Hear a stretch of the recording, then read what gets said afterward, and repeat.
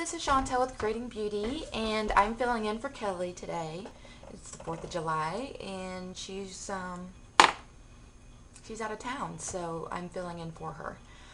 Today I'm going to show you how to use her matte pigments, and matte texture is great for flash photography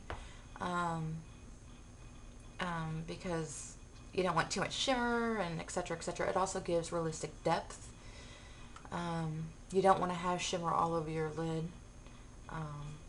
You know, it's good to have some in the crease if you want some depth to your eyeshadows, to your eye shape and such. And it's just, a makeup artist can't live without it, and that's what I am. So she sent me some awesome pigments. This is just a few of them that I'm going to showcase today, but I hope to incorporate the rest later. So if you'd like to see how to use her matte pigments, then please stay tuned. Okay, to make these matte eye pigments stick, I'm just using a cream eyeshadow. Just any cream eyeshadow will do. And I've already primed my lids with a full coverage oil-free foundation. And just putting a cream shadow on top of that. Now I'll be using Sista-Girl, and it's like a warm brown. And I tap some into the lid, and I'm using a flat eyeshadow synthetic brush from Magic Cosmetics. Load the brush and tap it excess into the lid, and just make sure that cream shadow doesn't have any creasing. And I just used a fine layer of that. And then starting closest to the lash line, just dab, following your natural lid space. That, and then you can take whatever's left. I flipped the brush so the product is up towards the lash line, and I'm going to sketch along.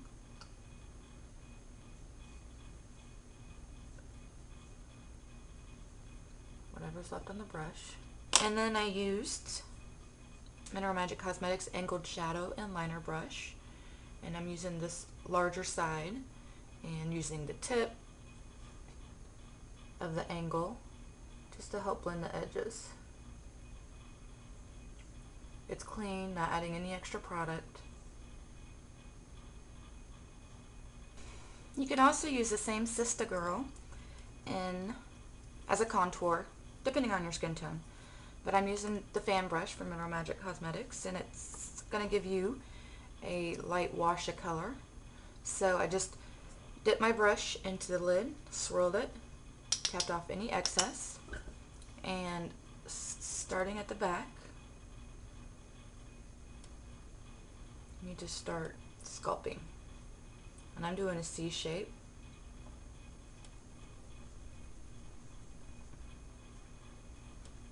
Kind of blending, and I'm staying around the area and bringing it up to give it a lift. And then you could do the same underneath your neck.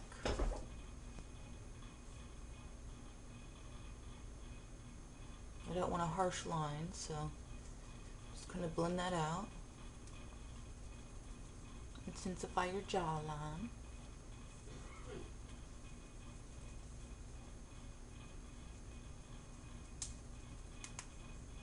You do the sides of the nose. And I like using this fan brush because you can build up color without overdoing it. You can blend out the crease if you like.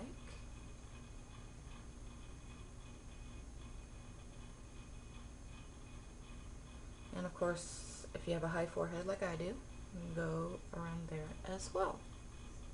Now I'm adding a little peachy blush. It's more orange in the container, but this is Terracotta. It's a matte.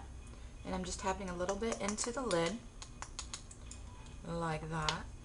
Swirling my brush in it, tapping off any excess. And then I'm going to start back here and then put some on the apples of the cheeks. And just kind of blend it right into there. And this will bring a nice little healthy warmth to your cheek. Can't go wrong with peach. I'm now taking Sista-Girl again, and the angle liner side of the dual angled shadow and liner brush. And I'm going to use it as an eyebrow powder.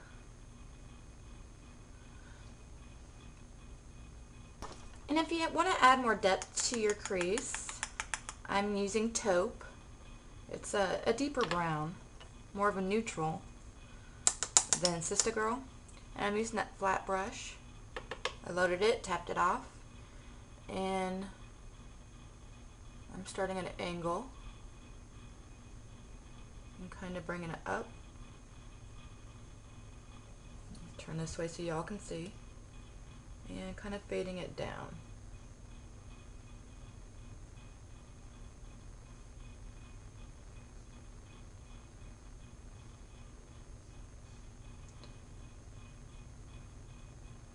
Kind of like that. And then you can add a little bit more intensity underneath here as well. And then to blend it out, I'm going to use the same eyeshadow angle brush. And just the tip of it. It's great for blending out any of the harsh lines, because mattes can be kind of difficult to blend. But this does it beautifully. You just don't want to do any major flicks if you don't want eyeshadow to go everywhere. Just little sketching back and forth motions. Okay, I hope y'all saw that. It just adds a little bit more depth and interest. And since I have so much space right here, I can afford to go up. But if you have smaller space between your eyebrows and your lash line, or eyebrows and your crease, then I want to go as high. Keep it just around your lid. Now I'm using concealer. It's just a really light powder. Not a shadow, but it is a pigment. And I'm going to use it as a highlight. It's still matte, obviously. It's a concealer. And the fan brush after I cleaned it off. And matte is great for like makeup artists that have flash photography or doing makeup for flash photography. And it also gives realistic depth if you're trying to recreate the face shape or eye shape or anything like that. It gives a realistic change in depth. Use it down the bridge of the nose, here, here on the chin, a little bit right here. Anything you want to come forward a little bit. And it's just going to be a subtle change. Now to blend it all out, I'm going to take the Karessable Buffer, which is exactly that. It's very soft. And I'm just going to make sure everything is blended beautifully.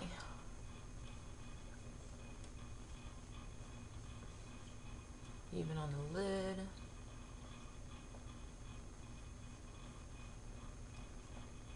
Such a soft brush. All our brushes are very, very soft. I haven't come across one scratchy brush. Even over the eyebrows, diffuse them a little bit. And you could just add mascara, a lip gloss, and you'd be ready to go. So this is how you can use matte pigments. They're actually pretty easy to work with. And you could also use the darker of the pigments that are matte as a liner. You could wet it and then use it as a liner. So, but yeah, I hope y'all found this useful and helpful. So, thanks for watching and stay tuned for more tutorials. Alright, take care. Bye.